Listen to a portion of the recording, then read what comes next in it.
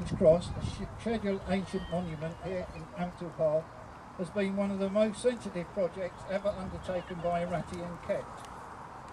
The site is so important from an archaeological perspective that even replacing this 30-year-old wooden fence around the cross is an issue for fear of damaging some important relic lying below the surface. The fact that the cross was erected in commemoration of the place where Katherine of Aragon, Henry VIII's first wife, was incarcerated during the divorce proceedings being discussed by Thomas Cranmer's court at Dunstable Priory, gives an indication of the importance of this location. Katherine spent 3 years, 1531 to 1533, in a fortified house called Ampthill Castle, which was built by Sir John Cornwall, later Lord Fanhope, in the early 15th century. After Katherine's death, it was neglected and by 1600 had become ruins, and much of the stone was purloined for other developments, possibly including Ampthill Park House, which is below this hill in that direction. In the late 18th century, Lancelot Capability Brown created the open landscape of the park as it is seen today. The Gothic cross commemorating Katherine's time at Ampthill is recorded as having been built in 1773 by architect James Essex for Lord Ossory, although Ratty and Keck discovered the date 1760 carved on the inside of one of the stones when they dismantled the cross. The design by James Essex is said to have been influenced by the poet and writer Horace Walpole, the Earl of Orford. There is a verse by Walpole cut into the stone at the base of the cross and reproduced on a more modern plaque in front of it.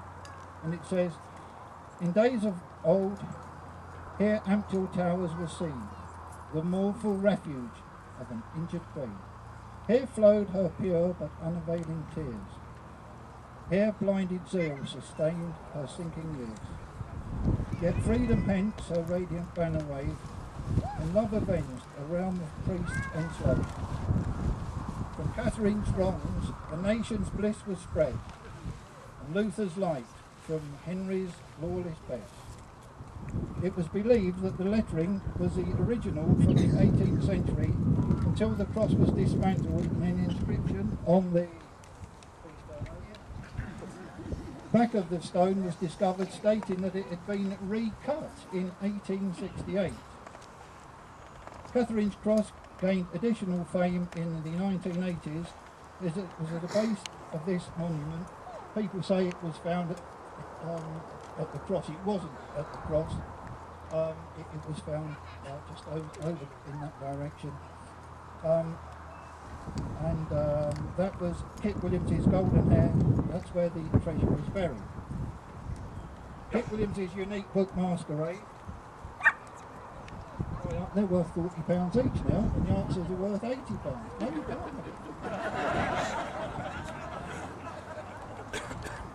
Included clues to the hiding place and sent the world on a treasure hunt. These days, digging a hole anywhere near the cross is considered sacrilege because there is a danger that it would damage treasure far more valuable in historical terms than the golden hair. Ratty and Keck were not allowed to penetrate the grounds.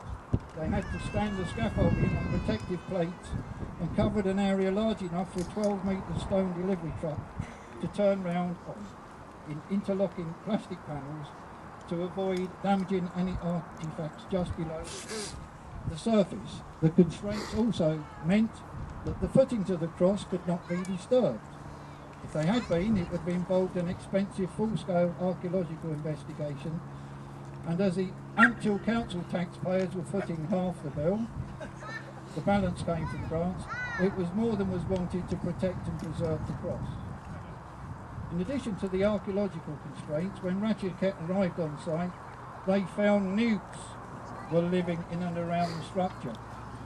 Work stopped while an ecological consultant surveyed the area and found both smooth and great crested newts, leading to a delay in the project. A little bit of redesign by architect Chris Garron of Luton, who managed this project, incorporated open joints into stonework at ground level, so the newts could continue to live and breed there. Slots have also been incorporated into the stonework higher up the plinth on which the cross stands.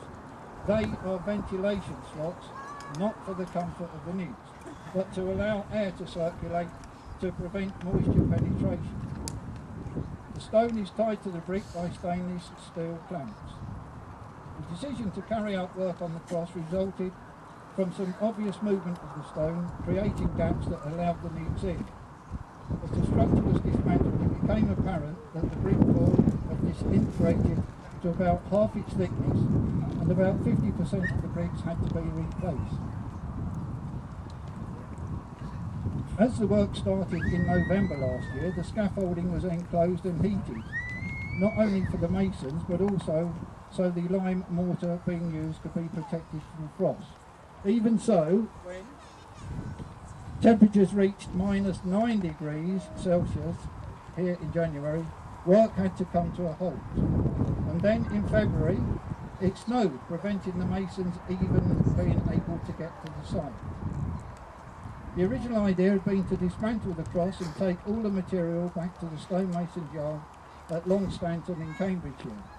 But on site it seemed a better idea to carry out most of the work here, although the cross itself did go to Longstanton. The top finial is thought to be original, and the side finials later replacements. 4 people worked on site, 2 masons, a conservator and a labourer. Chris Garand praises the skill of Ratty and Kett's people, especially conservator Michael Brown and mason Manny Cortis. Manny, who comes from Malta, joined Ratty and Kett when they were working on Westminster Abbey over 20 years ago and has been with them ever since. Manny is credited with the practical solutions to questions raised on site by knowing what the original masons would have done.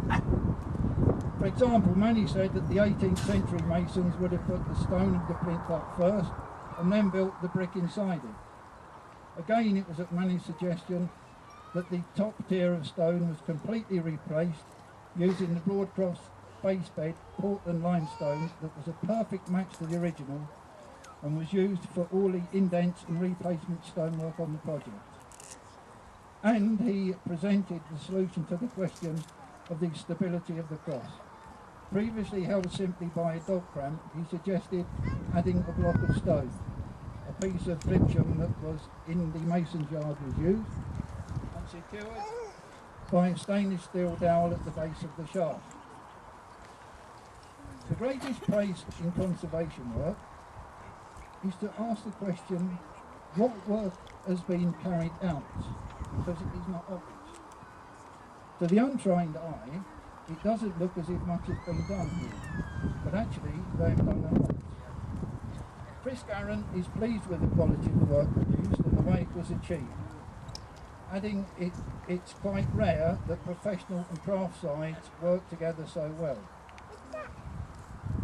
Now, we'd like to Ampthill Town Council. Ratty and Kett director Andy Brown praised the client, Ampthill Town Council, for their commitment, and the architect Chris Garand for ensuring that commitment was realised, adding they deserve recognition for having done the job properly, and I'm sure they'll get it.